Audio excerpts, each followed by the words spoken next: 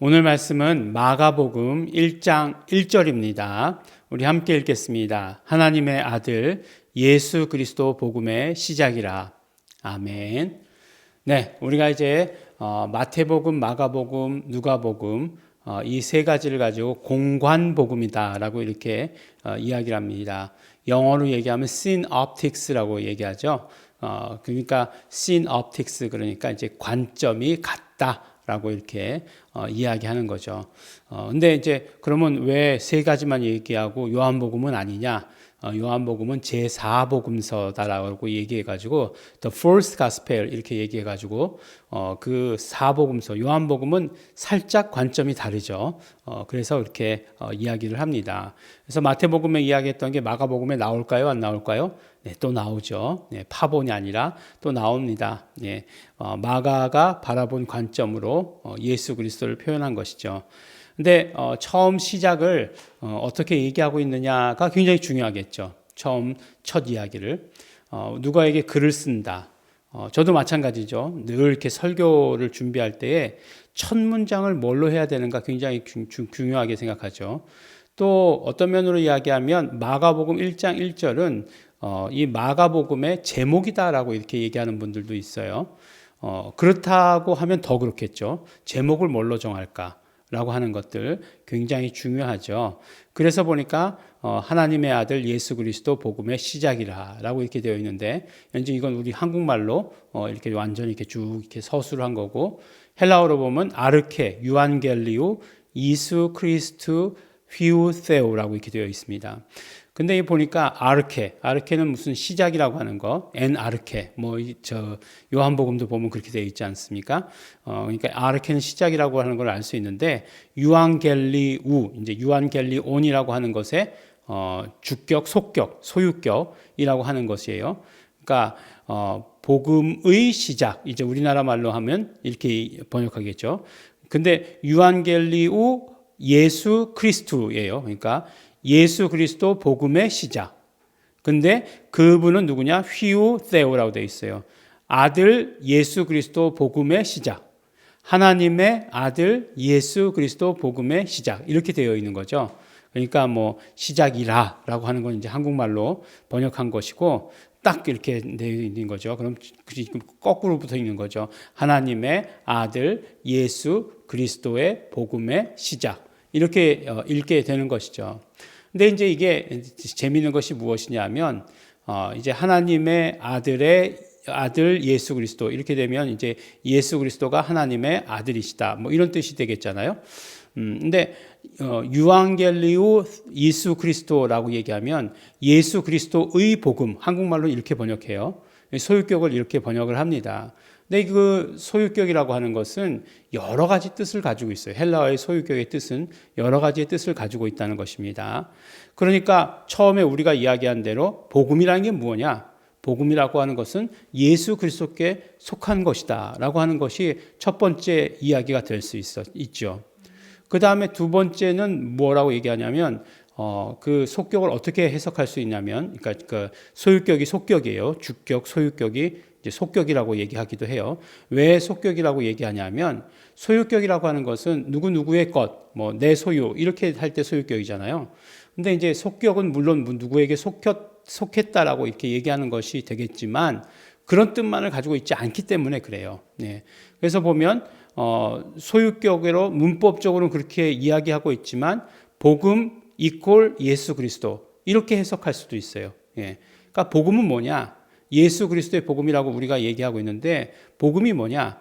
그러면 복음은 예수 그리스도다. 이렇게 말할 수도 있다는 거예요. 복음은 예수 그리스도. 그것의 시작이다. 이렇게 얘기할 수도 있다는 거예요. 그 다음에 세 번째로는 그러면 또 이 관계를 어떻게 설명할 수 있냐면 그것의 내용이다라고 얘기할 수 있어요. 그럼 복음의 내용이 뭐냐? 복음의 내용은 예수 그리스도시다. 이렇게 얘기할 수도 있는 거예요. 예.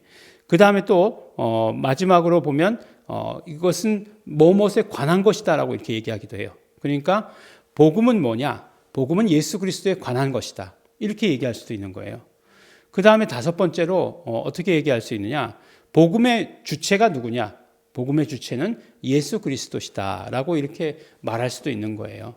그러니까 이렇게 여러 가지 이제 해석의 이런 방법들이 있는데 그 중에 이제 어떤 것을 택할 것이냐라고 하는 것은 그 계속되는 내용을 보면서 그렇게 해석해야 되는 거죠. 근데 오늘 말씀을 보니까 마가복음은 어떤 것을 택했을까라고 이렇게 생각했을 때 어떤 것을 택했을 것 같으세요? 다 뭐 틀리진 않습니다. 다 틀리진 않아요. 네. 복음이라고 하는 것은 예수 그리스도시다. 이렇게 말해도 틀리지 않아요. 네. 복음이라고 하는 것은 예수 그리스도께 속한 것이다. 이렇게 말해도 틀리지 않죠. 네. 그 다음에 복음이라고 하는 것이 무엇이냐? 그 모든 내용이 예수 그리스도에 관한 것이다. 그렇기 때문에 복음은 예수 그리스도시다. 이렇게 얘기해도 틀리지 않다라고 하는 것입니다. 그런데 복음이라고 하는 것이 무엇이냐? 예수 그리스도께서 주체가 되신 것이다. 그러니까 모든 것들에 예수 그리스도께서 말씀하시고 예수 그리스도께서 행하시고 예수 그리스도께서 이적을 행하시고 예수 그리스도께서 치료하시고 예수 그리스도께서 건져내시고 하는 것이 복음이다. 라고 이렇게 이야기해도 또 틀리지 않다라고 하는 것입니다. 근데 너무 재밌게도 마가복음을 읽어보면 마가복음은 다 무엇으로 되어 있냐면 예수께서로 되어 있다는 거예요. 너무 재밌지 않습니까? 그러니까 뭐 이를테면 누구누구가 다른 사람이 이렇게 얘기하는 것들도 나올 법도 한데 그런데 모든 주어가 예수께서로 시작하고 있다는 거예요. 우리가 한번 그것을 증명이라도 하기 위해서 1절씩만 한번 읽어볼까요? 그러면 우리 마가복음 16장까지 다 한 게 아닌가? 네, 그런 생각도 드는데 마태복음 1장 1절은 제목처럼 마가복음 1장 1절은 제목처럼 되어 있다고 말씀드렸어요. 하나님의 아들 예수 그리스도 복음의 시작이다. 2장 1절엔 어떻게 되어 있을까요? 수일 후에 예수께서 다시 가버나움에 들어가시니 라고 되어 있어요. 예수께서 3장 1절 예수께서 다시 회당에 들어가시니 예수께서라고 되어 있어요. 4장 1절 예수께서 다시 바닷가에서 가르치시니 라고 되어 있어요. 5장 1절 예수께서 바다 건너편 거라사인의 지방에 이르러 라고 되어 있습니다. 6장 1절 예수께서 거기를 떠나사 고향으로 가시니 제자들도 좇으니라. 네, 제가 다르게 이렇게 한 거 아니에요. 그대로 1절만 지금 이렇게 따온 거예요. 7장 1절 바리새인과 서기관 중 몇이 예루살렘에 와서 예수께 모였다가 물론 주어는 아니지만 예수께 모였다 이렇게 얘기하고 있어요. 8장 1절 그 즈음에 또 큰 무리가 있어 먹을 것이 없는지라 상황 설명이죠. 예수께서 제자들을 불러 이르시되 라고 이렇게 되어 있어요. 예수께서가 분명히 주어죠. 9장 1절은 이렇게 상황 설명이 길었고 2절 보니까 엿새 후에 예수께서 베드로와 야고보와 요한을 데리시고 따로 높은 산에 올라가셨더니 저희 앞에서 변형되사라고 이렇게 얘기하고 있죠. 10장 1절 볼까요? 예수께서 거기서 떠나 유대 지경과 요단강 건너편으로 가시니 무리가 다시 모여들거늘 예수께서 다시 전례대로 가르치시더니 라고 되어 있어요. 11장 1절 볼까요? 저희가 예루살렘에 가까이 와서 감난산 벳바게와 베다니에 이르렀을 때에 예수께서 제자 둘을 보내시며 라고 이렇게 되어 있습니다. 12장 1절 예수께서 비유로 저희에게 말씀하시되 로 시작하죠.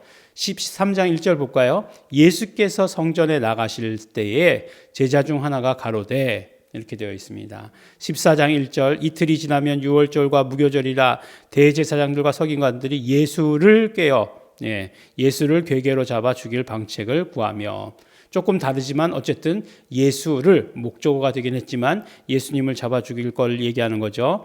15장 1절과 2절 보니까 빌라도가 묻되 내가 유대인의 왕이냐 예수께서 대답하여 가라사대 라고 이렇게 말씀하십니다. 16장 1절 보니까 안식일이 지나며 막달라 마리아와 야고보의 어머니 마리아와 또 살로메가 가서 예수께 바르기 위하여 향품을 사다 두었다가 라고 이렇게 되어 있습니다.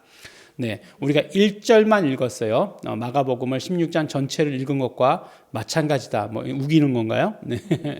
근데 그 1절만 보아도 그 특징이 알 수 있죠. 그러니까 모든 주어가 다 예수께서 예수께서 말씀하신 것, 예수께서 행동하신 것, 예수께서 가르치신 것, 예수께서 비유를 들어서 우리에게 알려주시는 것, 뭐 이런 것들을 말씀하신다는 것을 우리 1절만 보고도 알 수 있어요.